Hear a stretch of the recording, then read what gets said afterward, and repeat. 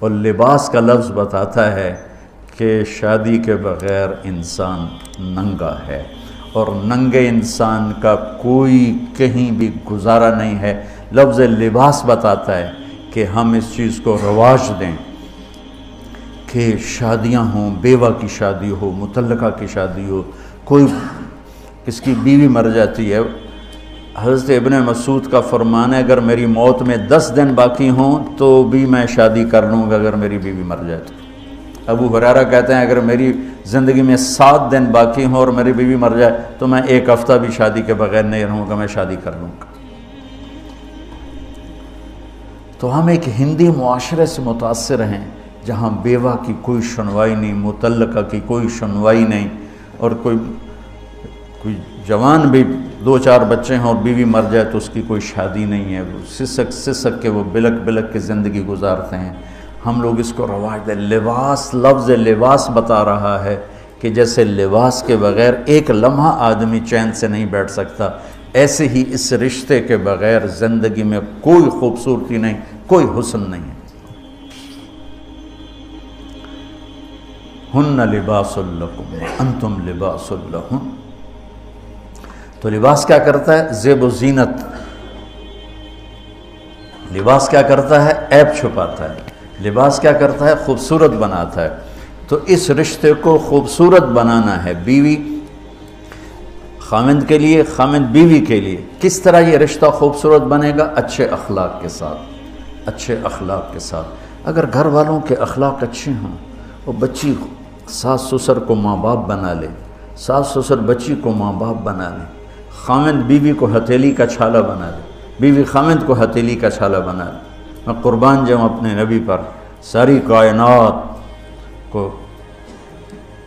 نور ایمان دینے والی ہستی، اور حضرت عائشہ رضی اللہ عنہ کو لقمے بنا کے کھلا رہے ہیں۔ کمال۔ حضرت عائشہ رضی اللہ تعالیٰ عنہ وہ بڑی بڑی بوٹیاں ہوتی تھیں نا، وہ اٹھا کے ایسے نوچتیں اور پھر رکھ دیتیں، روٹی کا ٹکڑا تھا۔ میرے نبی وہی بوٹی اٹھاتے جہاں حضرت عائشہ نے نوچا ہوتا تھا، وہیں دکھا کے کرتے تھے، ان کی محبت کو لینے کے لیے اور ہمیں سکھانے کے۔ حضرت عائشہ گلاس اٹھاتی، وہ بڑے بڑے ہوتے تھے، اب تو یہ چھوٹے چھوٹے گلاس ہیں۔ بخل کا زمانہ آ گیا، پانی بھی تھوڑا دیں دیں۔ ہمارے دیہات کا کلچر تھا، اب تو مٹ گیا ہے، مہمان ہی کوئی نہیں ہوتے۔ جب کچی سڑکیں ہوتی تھیں اور ذرائع نہیں تھے تو بہت سے مسافر ہمارے ڈیروں میں آ کے رات گزارتے تھے، ہماری پہچان والے نہیں، اجنبی راہگیر، اور کوئی پہچان والے بھی، لیکن جو بھی تھے، کوئی اپنے ہیں، پہچان والے ہیں، دوست ہیں، مسافر راہگیر ہیں، ان کو رات کو کھانے کے بعد دودھ پلانا یہ ہماری تہذیب تھی کہ جتنے بھی ہیں دیرے میں 15 ہیں، 20 ہیں، 1 ہے، جاؤ بھائی روٹی کھا لی، ہاں دودھ پواؤ سارے ہیں۔ جانور بہت زیادہ ہوتے تھے، کھیتی باڑی کم ہوتی تھی، دودھ وافر ہوتا تھا، وہ گلاس اتنے بڑے بڑے ہوتے تھے، 3-3 پاؤ کا گلاس ہوتا تھا۔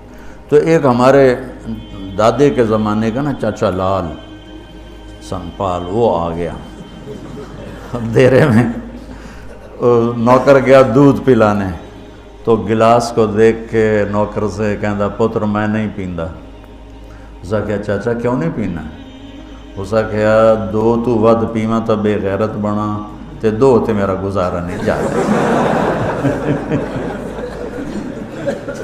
میں نہیں پیندا۔ تو حضرت عائشہ رضی اللہ تعالیٰ عنہ گلاس اٹھاتی اور یہ پیا، یہ رکھا۔ میرے نبی اٹھاتے اور جہاں حضرت عائشہ کے ہونٹ لگے ہوتے تھے وہاں ہونٹ رکھ کے،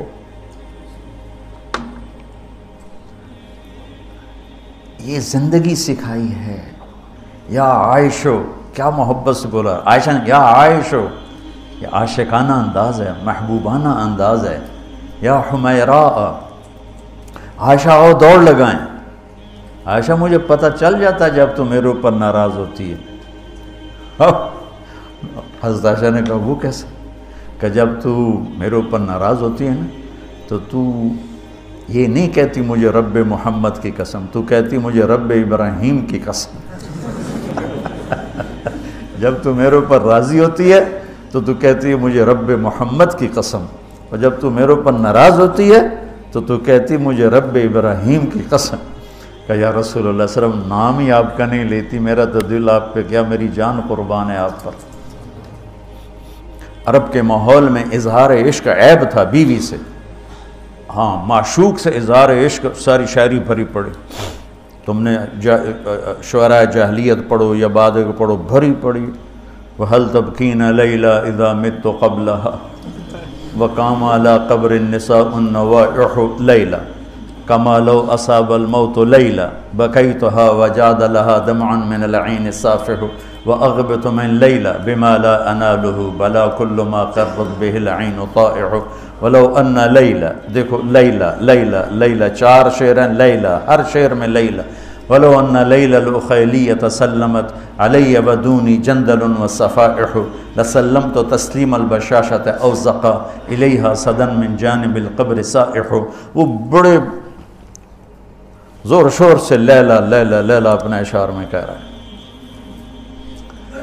لیکن بیوی سے اظہار عشق عیب، موت، اس ماحول میں جس میں بیوی سے اظہار عشق ایک عیب تھا اور معشوق سے اظہار عشق شاعری بھری پڑی ہے۔ ترکت ہوا لیلا وسعد بمعزل، کیا کیا خوبصورت شاعری ہے۔ بے بالشموس الجانحات غواربا، اللہ بساط من الحریر جلاببا حاولنا تفدیتی وخفنا مراقبا فوضعنا ایدیہن فوق ترائب۔